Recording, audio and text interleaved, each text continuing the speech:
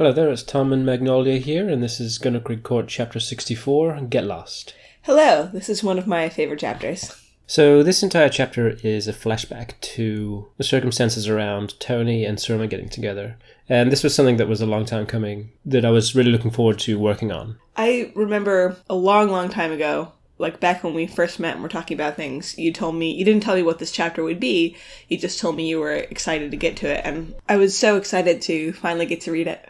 So the specific time frame for this whole scene is intentionally vague, and even the way the characters are dressed is sort of intentionally vague as well. Like both Donnie and Anya are, even for the time that this would have been set, are sort of wearing what would be considered retro clothes at the time. And Donnie in particular, he has kind of a modish look going on, and I just remember that a lot of my friends kind of went through this phase back when I was in sixth form and in the later years of school. And even that's not really tied to any specific time period past the 70s. It's a look that comes and goes, especially for young men back in the UK. So you wouldn't say this takes place in a specific year or anything like that? No, not really. It's always really fun to see these glimpses of characters like Anya and Donnie, and, well, Surma especially too, when they're not just from the perspective of Annie or Kat. Do you think a lot about like what their lives are like outside what we see in the comic and stuff? Oh, definitely. I try to keep in mind that every character is an individual and their lives will develop or have been developed outside of what we see in the comic. The parent characters especially, I never considered them to be a parent or an adult their entire life, because that's just not how people work, you know. Even though we're exposed to Anya and Donald as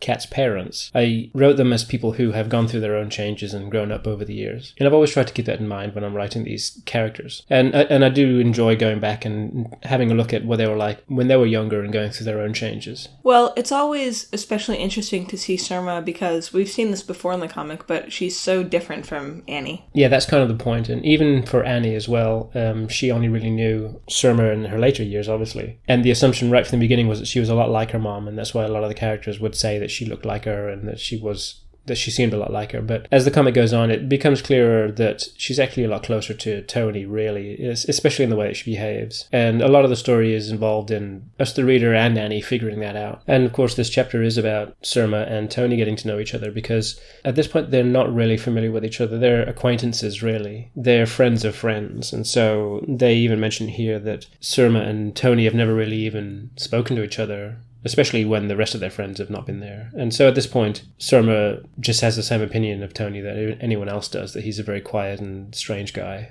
I really like the look of this page in particular. I always like that style of old plane, and I think, unless I'm wrong, this is the only chapter that takes place outside the court and not in the forests either. Yeah, it is, and I really wanted it to seem like they're heading out into a new world, really. It's drawn and coloured very differently, and I was trying to make it seem like kind of otherworldly and a bit dreamlike, especially when the sun is out and during the day. And I kind of liked framing it in the classic sort of heading out on an expedition kind of feel, where some people are heading out into the forest on an adventure somewhere. And while everything looks very different, Tony himself, as soon as they leave the court, is acting very differently, and this is something that Surma notices straight away. They have cute outfits here too. Yeah, this was a chance for me to draw like a bunch of different ensembles for them. Sort of outdoorsy, practical, kind of hot weather kind of outfits. I like how cartoony Surma is here too. It helps you kind of relate to her and makes her feel more like a person and less like this sort of sainted mother figure. Yeah, and in this scene, she's the fish out of water, whereas in every other scene, it's Tony who's the odd one out. Here, Tony is in his element, and he's here to do a job, and he's very relaxed and casual. And it's Surma that we are identifying with here, but also Surma is the one that's just way outside of her realm of experience. And she's been placed in this situation that she wasn't expecting. And that's all part of the theme of the chapter, really, is really discovering something that you weren't really aware of beforehand. And Surma's now starting to experience elements of Tony's life that she just really was not aware of. I remember also readers were surprised that Surma was so not used to this given how much time she spent in the forest, but her job in the forest has more to do with diplomacy, doesn't it? Yeah, really. And like a forest in the UK would be very, very different from a rainforest in Brazil, for example, which is where they are now. And they do mention that a little bit later on. So, while love and romance and relationships are often kind of a subject of Gunnerkrigg Court, because Annie is so closed off from that herself, we very rarely see scenes like this where it's basically just two characters kind of flirting with each other. Was there anything you were keeping in mind when you were writing the scene, or anything you'd want to mention about that? So when it came to the interaction with the characters in this scene, it was more that Tony is acting just extremely differently than he normally is, and he's acting very casual and easygoing, which is throwing Surma for a loop a little bit. But also, I always imagine Surma as someone who really enjoys having the attention directed at her, as sort of a chance to show off. And so here in particular, she's kind of enjoying that Tony's paying close attention to her and asking her a lot of questions and stuff. I just want to ask also, so Surma's appearance in the ether is very different from how Annie's is. Yeah, that's just an indication of her powers manifesting differently, and she gives a little hint about her grandmother being able to control fire a lot. And Surma also seemed a lot more casual about the fact that her mother died when she was young. Do you think she was more traumatized by Annie was, and then has just had a chance to kind of grow and get a different perspective on it? Yeah, the way I see Surma at this point is she is a young adult. She's a lot older than Annie was when we were first introduced to her. So at this point in her life, Surma would have gone through the grieving process and accepting the loss of her mother at the time. So we're kind of seeing Surma after all that process. And so, yeah, at this point, she's like accepted how her family is and accepted parts of herself that really we watched Annie have to deal with as she was growing up. Would she have had to do the same thing Annie did with the psychopomps, taking her own mother to the ether? Well, she would have gone through a similar process, but we don't see any of that. Right. And so that's not something that I wanted to put any focus in. And I really did want to keep a lot of the early years of the parents kind of vague, especially what we see as this scene comes to an end is Tony has been asking a lot of questions about Surma and talking about her, but then the second that Surma asks a question about Tony, he's ready to end the conversation. And that's just part of who Tony is. Like, there's this big dearth of information when it comes to him. But as that scene ends and they continue on their little mission, the two of them are getting closer to each other, and Surma's kind of getting into the swing of things. And we see that the court has made this strange request of Tony to head out into the middle of the woods and investigate this phenomenon that we're not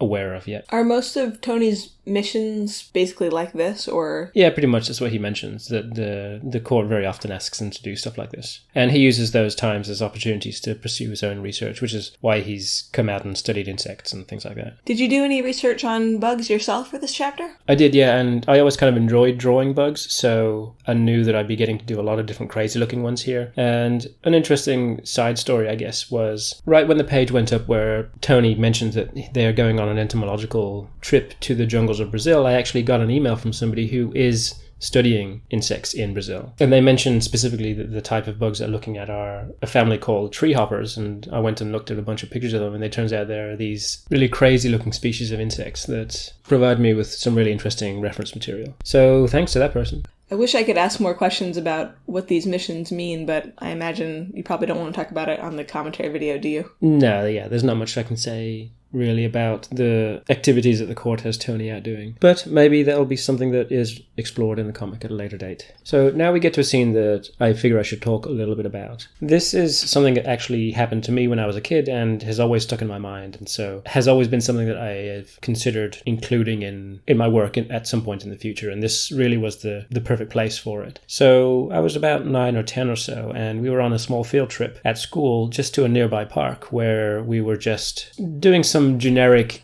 busy work survey kids that you'd get some kids to do as an excuse to get out into the park. And when I was off on my own, just a little away from the group with a clipboard with a sheet of paper on it under a tree, an insect did fly down and landed right on the middle of the clipboard. And then in an almost concentric circle around from the insect that landed, these very tiny red insects then spread out into a perfect circle and pretty much walked over the entire face of the clipboard. And I dropped the clipboard and ran away from it. And that image is always stuck in my head as something that I'd never seen before and never really seen anything like since. And for the longest time I just assumed, like Surma did, that it was probably an insect landing and giving birth to babies that then spread out over the clipboard. I mean, it may have been that. It may also have been that the insect that landed was covered in mites, for example, that then escaped their dying host or something. But it was always a very striking image. And so for me, this scene kind of meant a lot, to finally use that in something that I've drawn. And here is the point for Surma, where up till now she's really hated bugs and kind of been reluctantly taking part in Tony's expedition here. But this event that happened was so interesting and striking to her that it was the point where she starts to see things in a different light, and she's worried about maybe stepping on the insect babies that are in the grass and stuff. And I thought it was funny that she would say that she can't even imagine it, even though she just saw it a few seconds ago. And so really that's the turning point for Surma in this chapter. You don't often do this, but you sent me this page in advance, like way before it went up, just to ask me if it was too much, but I told you to go for it. Yeah, specifically the penultimate panel here where Tony outright says that he always thought that Surma was kind of sexy. I think it's fine, and I think it's nice to show how into it Surma is, basically, you know? Yeah, and it is just an offhand comment that Tony is making. It's not even really meant as a compliment. It's just something that he thought, so he just says without thinking. Because his behavior during all this is kind of flirtatious in my opinion, but it's not his intent really, is it? No, not really. He's just getting on with his expedition, and here we can see that time's passed and the two of them are into it now. And we finally see the event that the court has had them out to witness. This is a drawing of two slugs reproducing, and I always thought that the way that slugs do it, it's really strange and beautiful. But were you worried at all about showing this in the comic? Not really. I mean, this was based on that one nature video that I'm sure we've all seen on YouTube of slugs reproducing and how strange and weird it is. And I wanted to include it here because I wanted it to be part of the otherworldliness of this whole chapter, really, where they're witnessing things that are just kind of strange and weird. But when it comes to the physicality of showing the reproductive process between these two creatures, I figured it's nothing you probably wouldn't see at a zoo, and insects in particular are a step removed from regular reproductive process that I think it's alien enough to show without worrying too much about it. So at the start of this scene here, we see that Tony is continuing like his sort of casual study into Surma's abilities, and I just think it's interesting because we find out in the story and passively up till now that this is a pursuit that really consumes the latter part of Tony's life, the investigating like how Surma's power work and trying to help her with some of the problems that arise from that. And we've seen before that Tony had that sort of disastrous non-relationship with Brynny, but would this have been his first kiss? Yeah, I guess it would be.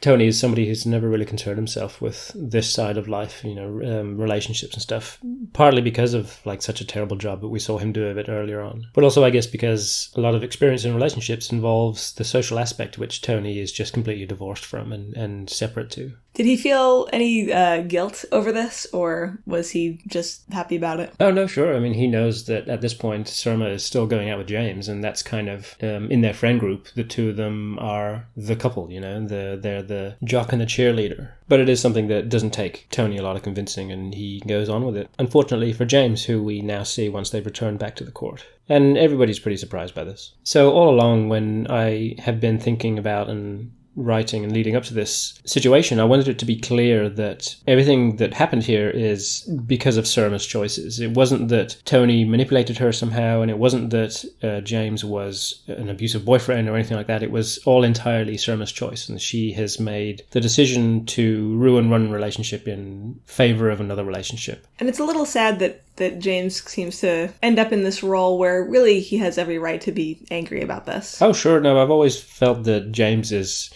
justified at being angry, especially at Tony, even though it was Surma who made this choice. I do just want to say here, though, that I appreciate that it's not that Surma is a terrible person, like she did this terrible thing, especially to James, but she's still not a person that we're supposed to hate or think is awful now. Yeah, exactly. And that kind of leads me into an interesting thing that came about of this whole situation, really. And that is really that it all boils down to, as Kat puts it, that Annie's mom cheated on Jimmy. And one of the enduring characteristics that the readers seem to have derived of Surma during the course of the comic is that she is a big skank. But really all Surma has done at this point is had two boyfriends and married and had a child with one of them. And I think this kind of brings up an interesting aspect of stories and fiction, is the compression effect on a lot of things, not just on time, but also on interpersonal relationships. I think it's perfectly natural in the course of any regular human life to have had multiple partners. But in fiction, every event is kind of given a compression effect where you're only really showing events to a character that are important and relevant to the story. So showing any romantic relationship is necessarily a big event. And it seems like a lot of the times in stories, characters really never have more than one big romance in the course of their lives. And there is an element of that in my story too, obviously. Like, Tony had never really been with anyone. You could even look at Anya and Donald and see that they've been together their entire lives, and there's no question as to whether they've had other relationships. But in this story, where I wanted specifically to write a situation where one relationship was ended in favor of another, I think just by the side effect of it being fiction, it does kind of put Surma in a bad light, which is something that I wanted to explore and then try and pull back from. Because really, I think even Surma would admit that she actually did cheat on Jimmy, but it was a decision that not only affected the rest of her life, it also affected the rest of Tony's life and gave birth to Annie, you know, the main character of the story. So while it seemed like a decision that was kind of made lightly, it was a decision that did end in